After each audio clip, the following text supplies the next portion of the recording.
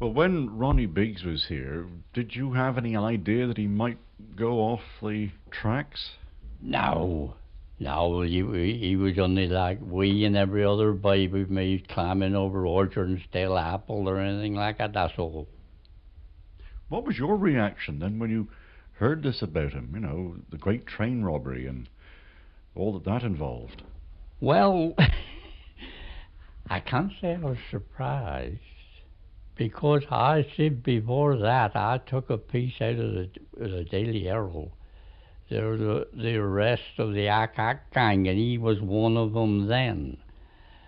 But you see, when he left here after a while, his mother died. And I think he was left roaming the roads. That's where it is, and he picked up with the wrong gang. That's what. There's nothing wrong with that. I wouldn't have been afraid of him. He'd been all right.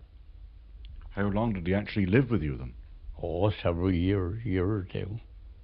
And what are your thoughts today when you see his photograph occasionally in the national press and that sort of thing? Nothing like him.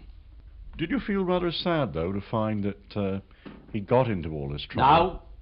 No, not a bit. Because really, I wouldn't really. You couldn't guarantee if you told him not to do it,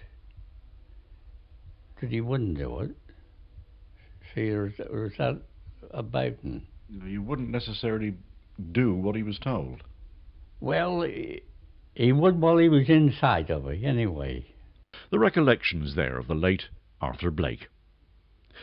Recently I spoke to Valerie and Aki Kellaway at Delabole. Now, they can both remember going to school with the boy who was to become known as the Great Train Robber. Yeah, yeah, he was in Mrs.'s class, actually, at that time. That's right.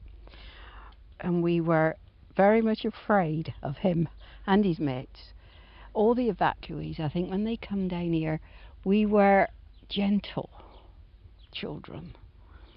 And they come down, they were different children completely from us. And we were afraid of him. Was he a clever boy? No. No. He sat in the front of the class so that the teacher could keep an eye, which was Mr. Popplestone.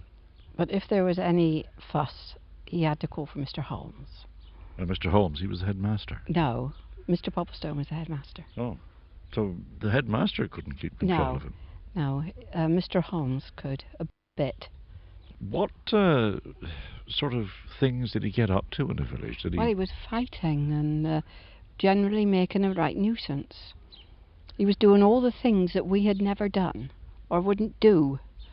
He was just making a nuisance of himself all the time. When Ronnie Biggs hit the big time in a crime sort of way, were you surprised? Did you recognise that this was the boy that you went to school with? Well, I'm not a bit surprised. Very interested to know what he was up to.